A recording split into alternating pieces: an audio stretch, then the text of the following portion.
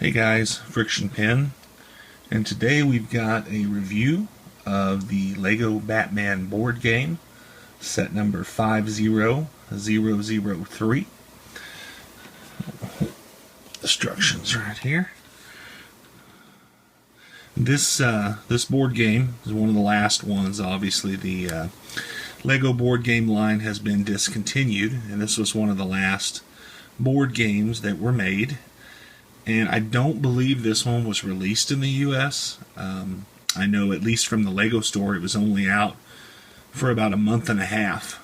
That's last year, from like August to September or something like that. But it was only out about 40 days at the Lego store. There's still some places in the UK that you can find it, like for retail. You know, I don't remember how much the retail for, but just the other day it was on sale somewhere in the UK online for £18. But I already had it, so I didn't worry about trying to track down that deal, because this one had already came in the mail. Anyway, so I was kind of surprised when I opened the box to see how shredded the instruction. This is the instruction booklet, and this is how it looked laying in the box, all ripped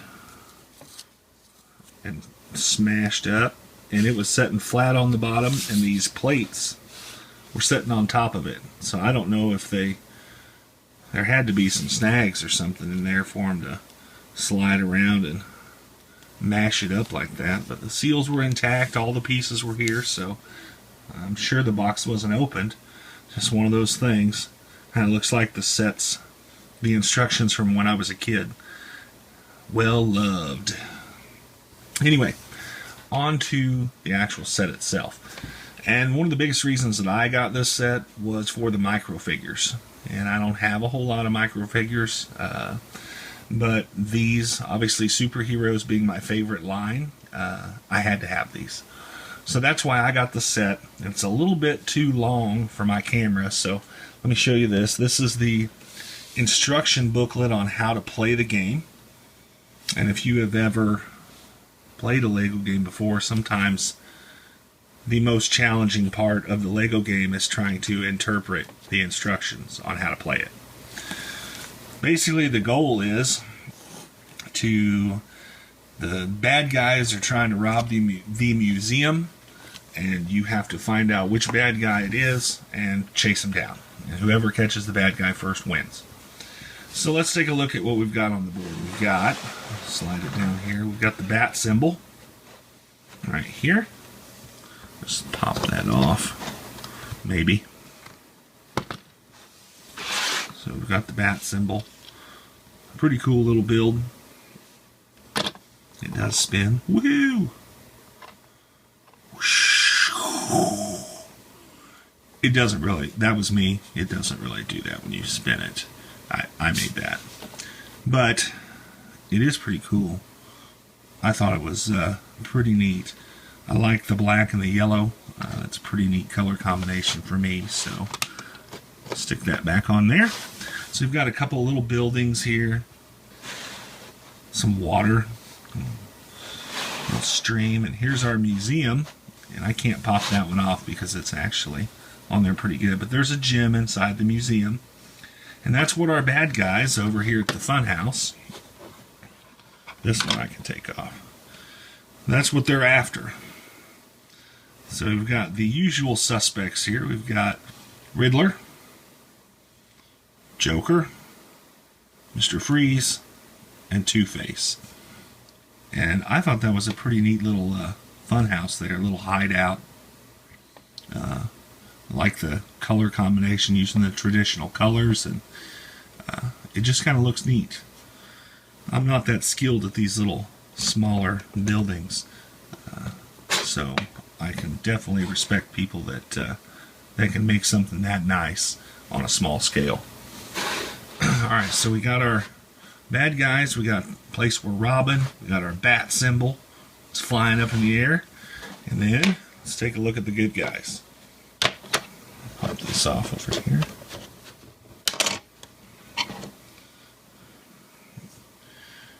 Here are the good guys.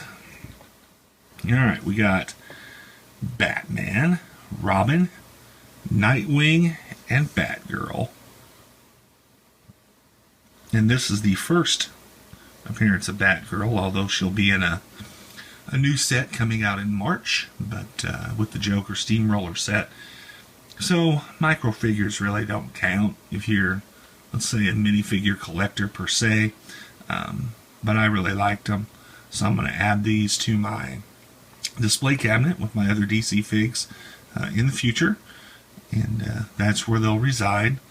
But since I've built the game, I figured we'd go ahead and play it a few times before I put the figures up into the display case. The idea, like I was saying, is the bad guys are supposed to leave the hideout and come over here and rob the museum.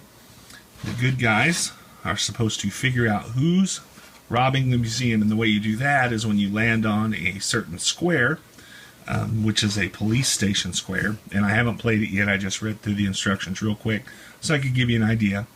The first time you land on one of these squares, and some of them I guess are denoted as police station squares, you are supposed to draw a card, and these are upside down. So if I was the first one to play and I landed on it and I drew the Joker, then I would be chasing the Joker. Okay?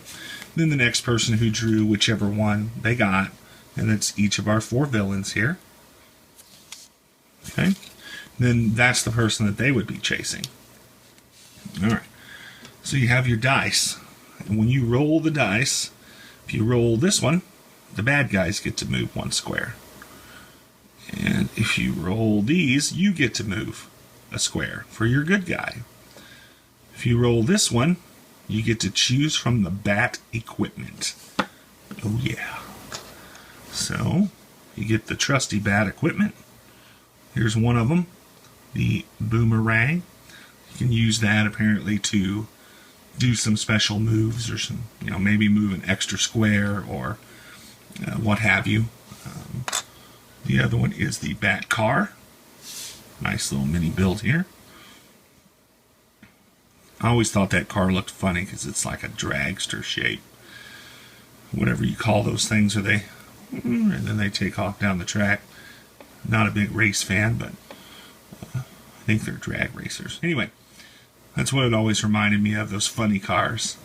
So, pretty neat. Does look like the Batmobile on a mini scale. So, anyway, if you get this one as when you roll the symbol, if you pick the car, you get to move an extra space. So, obviously the car makes you faster. So, you need to move whatever you roll on the dice plus 1. And then there's the Bat Boat. The Bat Boat here. And when you get the Bat Boat, you can cross the water. You don't have to actually... I'm standing on the bridge. But when you're going around, you don't have to actually follow the road, and you can cross over if you have the Bat Boat. So you can get from one place to another a lot more quickly. So, again, haven't played it yet, but I probably will later today. Maybe tomorrow. But that's pretty much everything that came with it. I got the building instructions, the game instructions, character cards, the board, and the Batmobile, the Batjet, and then the Batarang, and the dice. So that's pretty much it for the review on this set. Very happy to have it, and I hope you enjoyed seeing it. Thanks for watching. We'll see you next time.